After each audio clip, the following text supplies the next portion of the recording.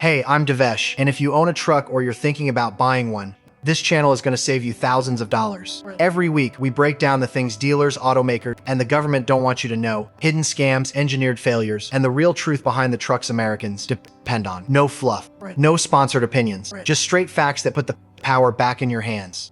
Hit subscribe because the next video might be the most important one you watch before your next truck purchase. The day your truck's warranty expires, the manufacturer stops caring about you. And in most cases, that happens long before you think it does. You signed the paperwork. You drove off the lot with a brand new F-150 or a Ram 1500 or a Silverado. And somewhere in the back of your mind, you felt covered. 5 years, they told you. 60,000 miles. Bumper to bumper, you're protected. What they didn't tell you, what no one in that finance office volunteered, is that bumper to bumper ran out 3 years ago. That the powertrain warranty you're relying on covers maybe a third of what actually breaks on a modern truck. And that the moment a dealer spots an aftermarket air filter under your hood, they've got a playbook ready to hand your repair bill right back to you. This is the warranty system as it actually works, not the version in the brochure. Let's start with the most fundamental lie they tell you on day one. Bumper to bumper doesn't mean what it sounds like.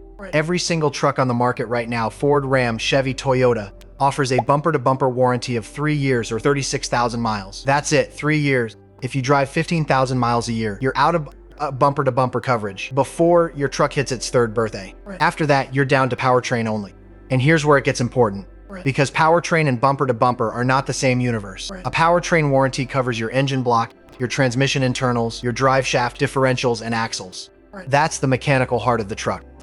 What it does not cover is everything else, and everything else is a very long list. Suspension components, electronic systems, infotainment, HVAC, sensors, cameras, the advanced driver assist features that cost you thousands extra when you bought the truck.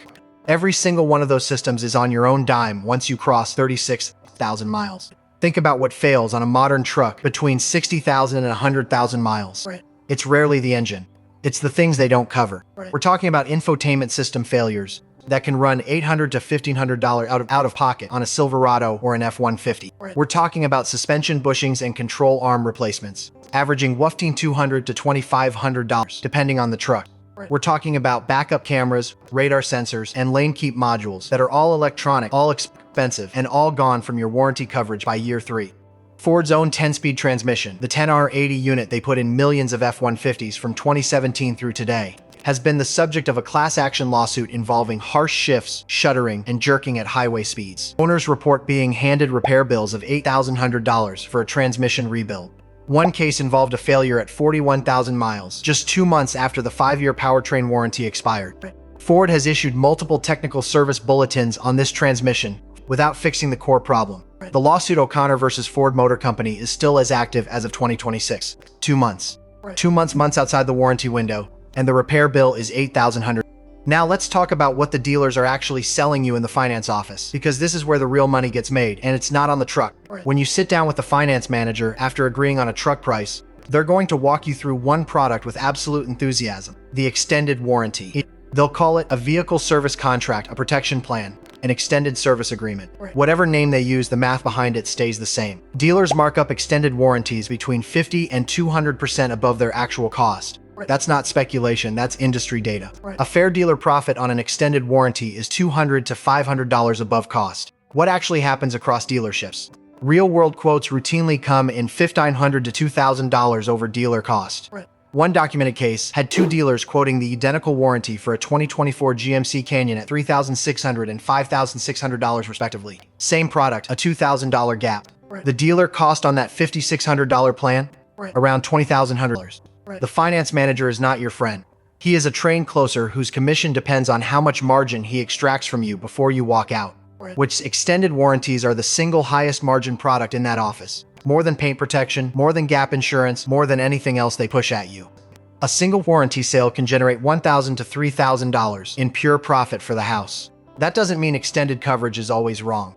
But you need to know you can negotiate it. You can walk out and buy third-party coverage. You can come back a week later.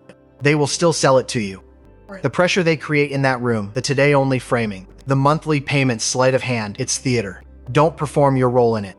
Here's something most truck owners don't know, and dealers count on that ignorance every single day. The Magnuson-Moss Warranty Act is a federal law passed in 1975. Under that law, a manufacturer cannot void your warranty simply because you used aftermarket parts or had your truck serviced somewhere other than a dealership, period. They have to actually prove, that your aftermarket part directly caused the specific failure they're denying. An aftermarket cold air intake does not void your transmission warranty. An aftermarket exhaust does not void your differential coverage.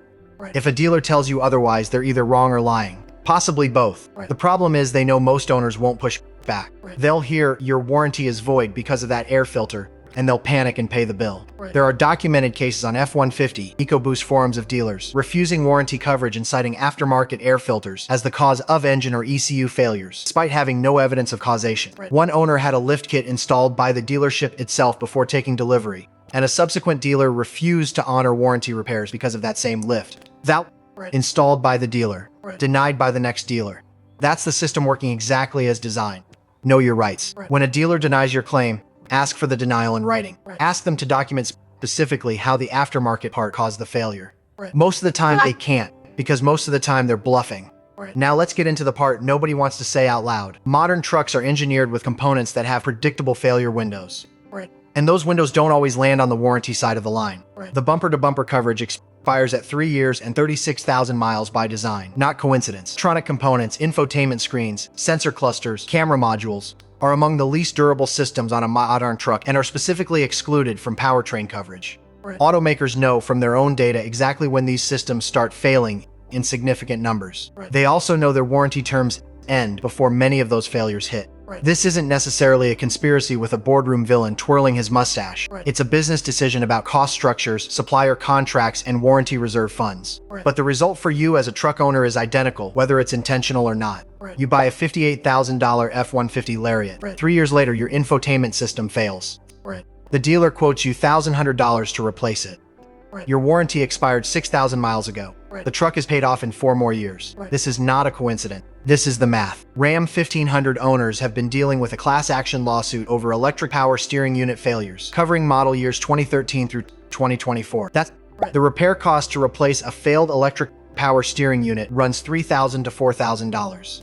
FCA has known about this failure pattern for years according to the lawsuit, and did not take adequate corrective action. Toyota Tundra owners aren't immune either. A class action was filed in 2024 targeting 2022 to 2024 Tundras, equipped with the V35A engine over documented engine failures. And Toyota's recall was called out for being inadequate because it excluded 2024 models that owners are reporting the same problems on.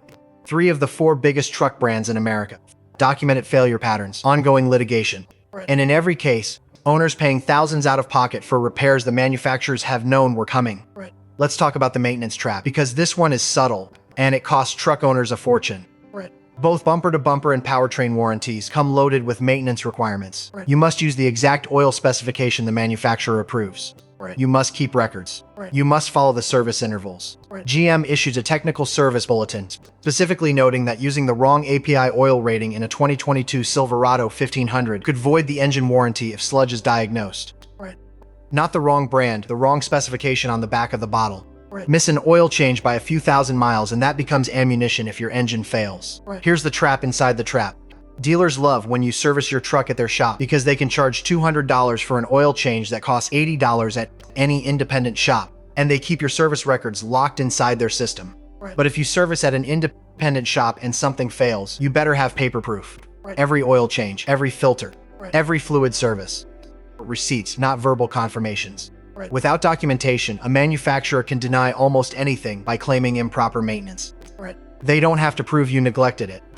They just have to create enough doubt. Keep a maintenance folder. Physical copies, not just app records. Date, mileage, service performed, receipts attached. That folder is your only defense when the warranty claim comes in, and they start looking for a reason to say no. Now let's look at what an extended warranty actually makes sense for, and what it doesn't. If you keep your trucks for 10 or more years, extended coverage starts to pencil out, particularly for expensive powertrain and electrical repairs. One F-150 paid $4,200 for an extended warranty and used it to cover a $12,000 engine replacement at 86,000 miles. That math works. But if you trade trucks every 4 or 5 years, you're almost certainly paying for a warranty you'll never use. Extended coverage is almost always non-transferable on the manufacturer's plan, which means when you sell or trade, the coverage disappears. You paid for something that died with the transaction.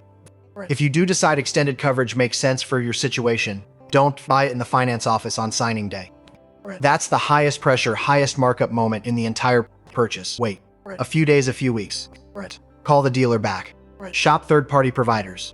Negotiate the same Ford or Ram or GM warranty directly through competing dealers. Many of them will sell you the manufacturer's own plan at significantly lower margins than the selling dealer. That $20,500 difference on the Canyon example didn't involve different products. It was the same piece of paper sold at two different prices because one dealer was greedier. And whatever you do, read the exclusion list before you sign anything. Not the coverage list. The exclusion list. It is always longer. Here's what all of this adds up to. You bought a truck that cost between $45,000 and $80,000. You were told it comes with a warranty. What you actually got is 3 years of real coverage, followed by 5 years of partial coverage that excludes the most failure-prone systems on the vehicle, surrounded by a legal framework that gives manufacturers multiple avenues to deny your part claim, improper maintenance, aftermarket parts, modified use, and back to sell you expensive supplement system specifically dollared, while sacked by a dealer finance system I specifically designed to sell you emotionally high from buying the truck, while you're still basa hestant you musaban from buying the truck. That is not a warranty. That is a liability management strategy wearing a warranty costume. Here's what you can do right now. Pull out your warranty document and read the exclusions. Just the exclusions. Time it. It'll take 5 minutes and you'll be stunned at how many systems are not in there.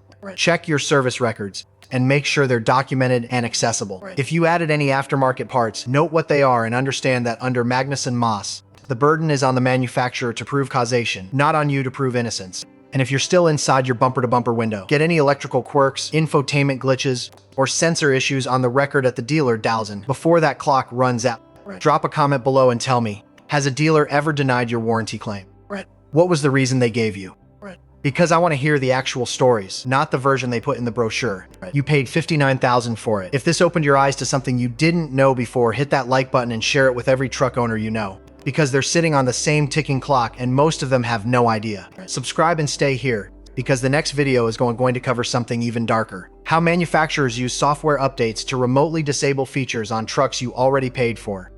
That one's going to make you angry. You should be. Drive smart, stay informed. See you next time.